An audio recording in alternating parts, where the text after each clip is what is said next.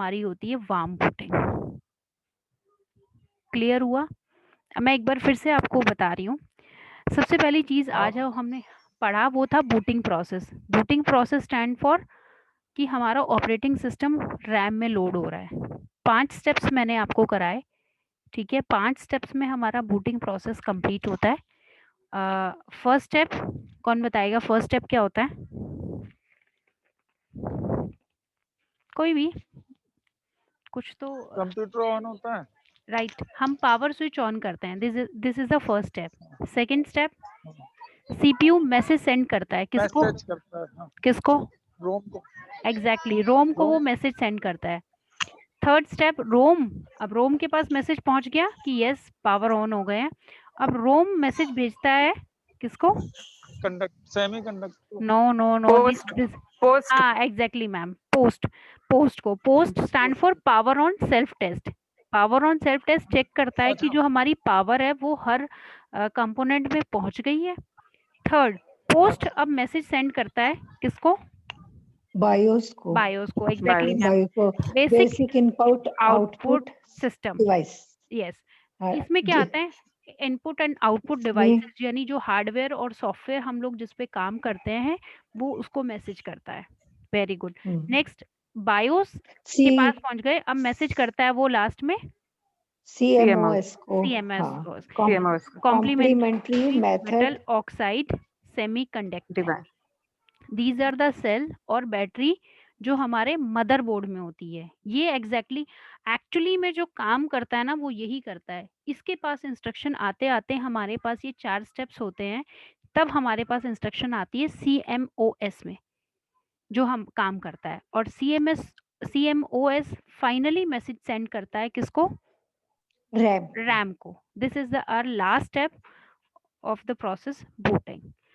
अब हमारे पास there are 2 types of booting. First is warm booting, cold booting. Right, cold booting हम daily करते हैं। हाँ, it refers to the starting a computer, yes.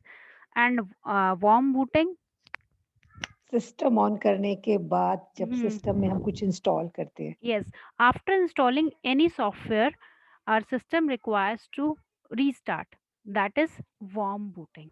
जब भी हम कोई सॉफ्टवेयर इंस्टॉल हमने किया और उस सॉफ्टवेयर इंस्टॉलेशन के बाद हमारे सिस्टम को ना दोबारा से रीस्टार्टिंग की ज़रूरत पड़ती है, बिकॉज जो नया सॉफ्टवेयर हमने इंस्टॉल उसमें किया है उसको स्पेस चाहिए होती है, उसको अपनी रिक्वायरमेंट के अकॉर्डिंग वो रन करना चाहता है। तो वो चाहता है कि एक बार हमारा सिस्टम रीस्टार्ट हो जाए, ऑपरेटिंग सिस्टम दोबारा से लोड हो रैम में, ताकि जो नई चीज़ें इंस्टॉल हुई हैं वो भी प्रॉपर काम करें।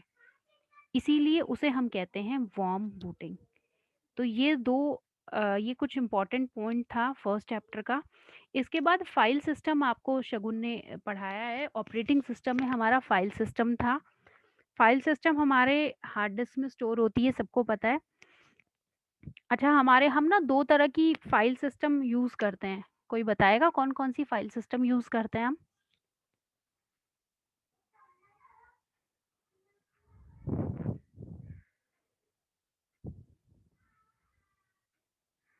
हमारे पास ना 2 तरह की फाइल सिस्टम होता है, आप इसको नोट डाउन ज़रूर कर लेना। एक होता है फैट, FAT।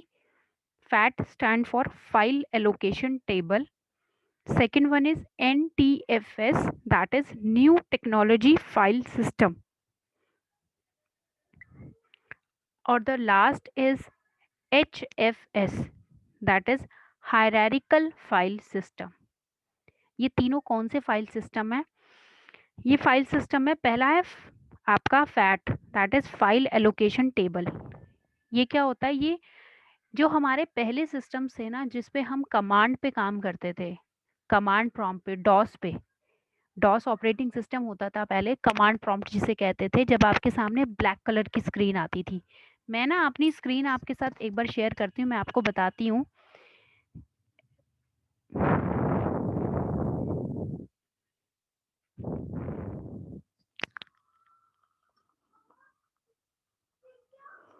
आई होप मेरी स्क्रीन सबको दिखाई दे रही है। पहले जो सिस्टम्स होते थे ना वो इस तरीके के होते थे, सिर्फ ब्लैक कलर की स्क्रीन आपके सामने होती थी। अगर आपको कोई भी ऑप्शन ओपन करना है, बंद करना है, तो आपको यहाँ कमांड लिखनी पड़ेगी और वो कमांड याद होगी तो आप यहाँ पे लिख पाएंगे। उसके लिए हम यूज़ करते थे फैट, फाइल एलोकेशन सिस्टम। अभी भी आप यहाँ पे ध्यान से देखें तो यहाँ पे यूजर्स स्लैश SHARM, ये हमने कुछ फाइल एंड फोल्डर्स पहले से हमने बनाए हुए हैं जिस पे हम काम कर रहे हैं, वो आपको यहाँ पे दिखा रहे हैं। सी ड्राइव के अंदर मेरे ये फोल्डर्स हैं जिस पे अब मैं फिलहाल काम कर रही हूँ। तो पहले ऐसे सिस्टम थे जिन्हें हमें कमांड प्रॉम्प्ट या डॉस ऑपरेटिंग सिस्टम कहते थे। अब मुझे ये बंद करना है तो ये क्रॉस से भी बंद हो जाता है, लेकिन पहले बंद नहीं होता था। पहले हमें यहाँ पे कमांड लिखनी होती थी, जैसे एग्जिट कमांड, ये बंद हो गया। तो ये हमारे डॉस ऑपरेटिंग सिस्टम थे जिसपे हम fat, file allocation table use करते थे। जो अब हमारा फाइल एलोकेशन सिस्टम है वो है NTFS, new technology file system. हमारी जो विंडोज में हम ये फाइल एलोकेट करते हैं, फाइल बना लेते हैं, फोल्डर्स बना लेते हैं, बहुत सारे फोल्डर्स के अंदर डिफरेंट टाइप की फाइल्स हम बना लेते हैं, ये हमारा NTFS है, न्यू टेक्नोलॉजी फाइल सिस्टम। ये विंडोज पे काम करता है, राइट। और तीसरा मैंने आपको बताया hierarchical file system. Hierarchical file system हमारा मैक डिवाइसेस पे चलता है।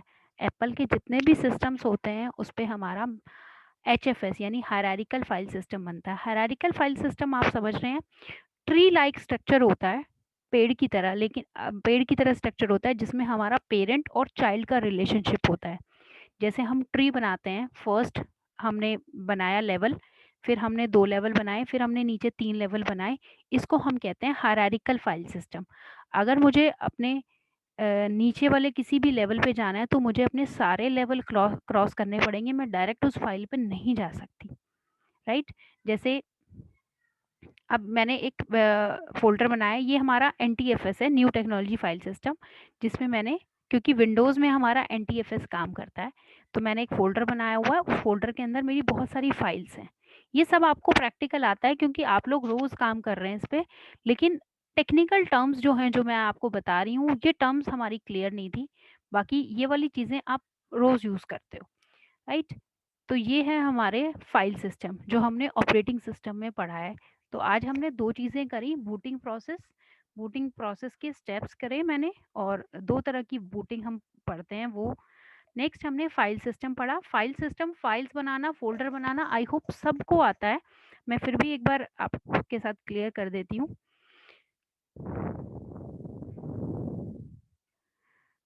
हमसे कहा जाता है कि जब भी हम कोई काम करें तो हम उसकी एक फ़ाइल और फ़ोल्डर बना के रखें।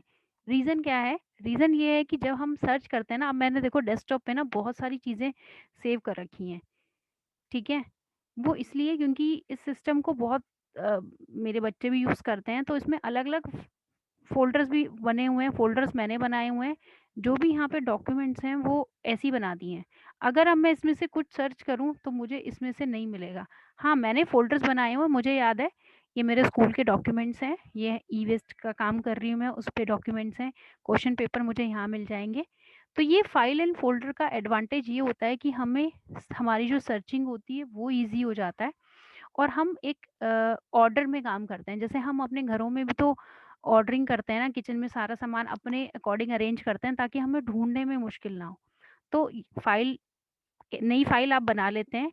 फ़ोल्डर बनाना सबको आता है, राइट क्लिक करेंगे आप, राइट क्लिक करके न्यू पे ऑप्शन पे जाएँगे, न्यू फ़ोल्डर, राइट? जैसे ही आप फ़ोल्डर बनाएँगे, फ़ोल्डर का नाम आप दे सकते हैं, और जितनी भी फाइल्स आप यहाँ पे इसके अंदर सेव करना चाहते हैं, वो आप सेव कर सकते हैं।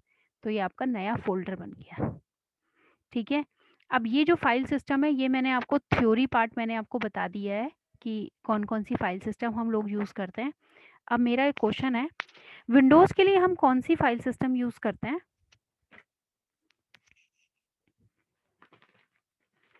क्वेश्चन एग्ज़ाम में आपके पास ऐसे ही आएगा कि आपको बताना है विंडोज़ में कौन-सा फाइल सिस्टम यूज़ होता है? New technology. Exactly ma'am, NTFS। उसके बाद NTFS। हाँ जी, हाँ जी मैम। उसके बाद आता है कि मैक्स में हम कौन-सा फाइल सिस्टम यूज़ करते हैं? मैक सिस्टम्स जो होते हैं, एप्पल के जितने भी सिस्टम्स होते हैं उन्हें मैक कहा जाता है। तो उसमें कौन-सा फाइल सिस्टम यूज़ होता है? Hierarchical file system. Hierarchical. Very good ma'am, HFS। तो ये बेसिक अभी आज जो आपने क्लास ली है वो आपने प्रैक्टिकल से हटके थोड़ा सा थ्योरी पार्ट लिया है जिसमें क्वेश्चंस जो एग्जाम में आते हैं। बाकी वर्ड का आपने ऑलमोस्ट प्रैक्टिस कर रहे हैं, बहुत अच्छा आपने किया है। मैं जैसे डॉक्यूमेंट्स आप लोगों के देखती हूँ तो आपने टाइपिंग भी आप लोग कर रहे हैं। किसी किसी को थोड़ी थोड़ी सी प्रॉब्लम आ रही है, लेकिन धीरे धीरे जैसे आप प्रैक्टिस करेंगे वो आपको आ जाएगा। मेरे को तो बहुत प्रॉब्लम आ रही है डॉली, ऐसे नहीं अटेंड कर पाती मैं, इम्प्रेस के उससे फुर्सत नहीं मिली मुझे।